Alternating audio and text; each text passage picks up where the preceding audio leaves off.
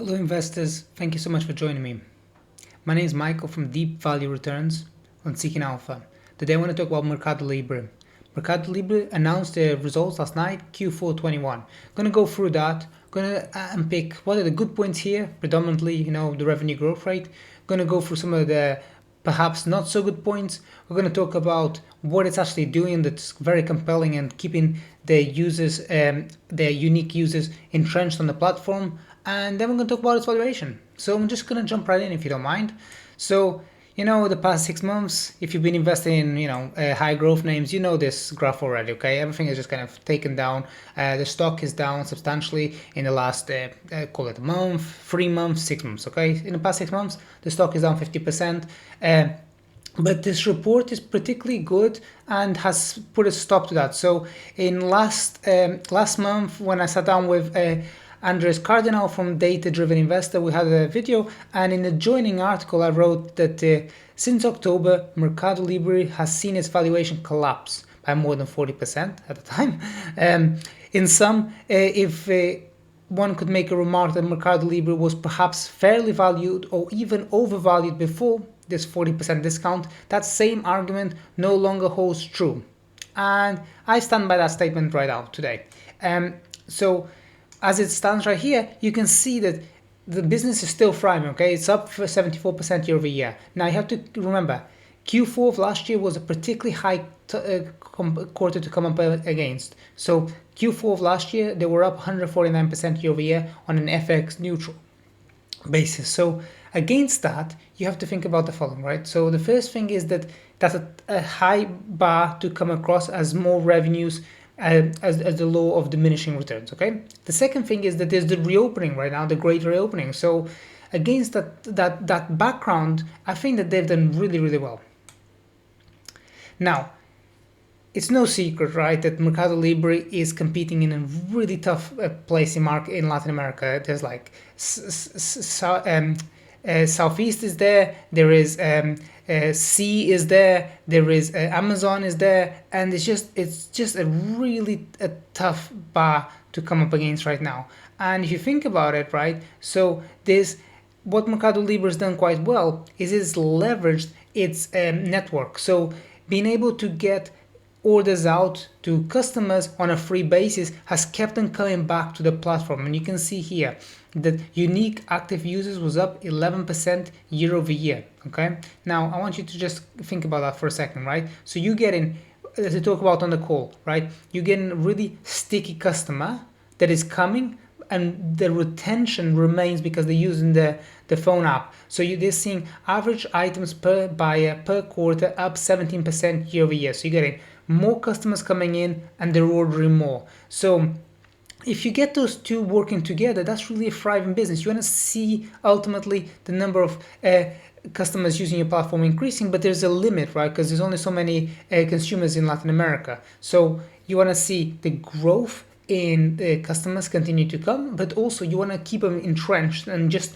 keeping using them. And they talk about at the end of the call in the Q&A part, they talk about that the average customer is ordering 7 items now and per quarter. So it's just that frequency, and that's really the Amazon model, right? So it's being able to keep people entrenched on your platform by having other value adds thrown in there. Now, here's the crown jewel. If you know e-commerce businesses, you know that's typically the argument from investors. It's growth at any cost. I'm not that interested in it. But MercadoLibre stands out because they have actually continued to be profitable. So compared to the same period a year ago, they went from negative 1.9% on the EBITDA margin, EBIT margin, to positive 1.1. So there's a 299 basis point improvement year over year. Okay, that's the good news. The bad news is that compared to what we got used to throughout 2021, this is a meaningful drop at the end. And, when they were kind of reporting very close to the mid-single digits to the high digits, for them to kind of take that huge backstep, investors are like, okay, that's kind of dampened the enthusiasm to a certain extent. Now, here's the thing, right?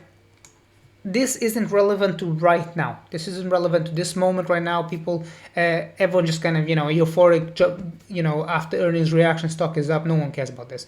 But in the next several days, as institutions, because institutions are ones that really move the needle in the share price. It's not retailers, it's really the institutions. And as as institutions sit down and start to digest this, people are going to start asking this question, right? So if you look here in the red arrows, you can probably stop it, the video if you need to.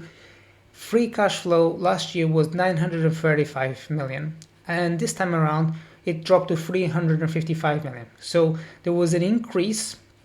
There was no intangibles in the previous year. There was an increase this year. Similarly, capex was up more than 2x in the year. So they're investing very, very aggressively, and you're seeing the free cash flow come down. But at the same time, you're not seeing a proportional relative increase in the revenue growth rate. So this is not a problem right now. No one cares about it right now. But in the coming days, there's a lot of bargains out there in the market. People will start thinking about this. But anyway, as I already said, one more thing I want to just highlight. So the credit portfolio is up approximately 3x to 1.7 billion. And similarly, the bad debt charges is also up 3x. Now, the bad debt charges come up to about 435 million. And if you think that the free cash flow was only 355, you just have to hope that in Latin America, as higher interests start to percolate globally, that some of those bad debt charges don't come to fruition. It's not a big deal right now. I think that there's a lot of pessimism already pressed in the stock. I don't think this is a needle mover for either bears or bulls, but it's just something that I wanted to put out there. Now, this time last year, if I said to you, this business is rapidly growing, up 70% year over year, it's only priced at 4 times forward sales, you'll be like, oh my God, this is a bargain. But this time around, people are like, that's not good enough. People kind of think to themselves, okay, what am I actually getting underneath this price to sales multiple? And to be honest, if we look out to next year, the stock is priced at approximately 54 times next year's earnings. So that isn't really that bad if you think about it. So you're getting a business that's rapidly growing. It's clearly got the most market share in Latin America. They're profitable.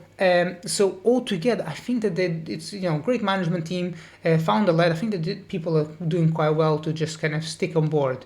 That being said, you do have to kind of think about the fact that investors are now in the seat that they don't really want to see growth at any cost, right? So they need to start to get those earnings to kind of stay stable, to stay predictable, to stay strong, and people want to see some kind of visibility as well.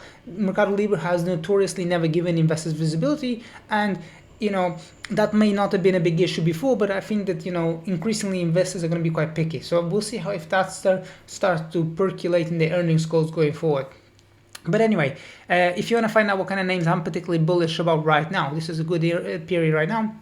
Don't forget to check out my marketplace. It's called Deep Value Returns. Come on board, check out what other people have said, check out the reviews on my platform, and yeah, I hope to see you guys soon. Bye bye.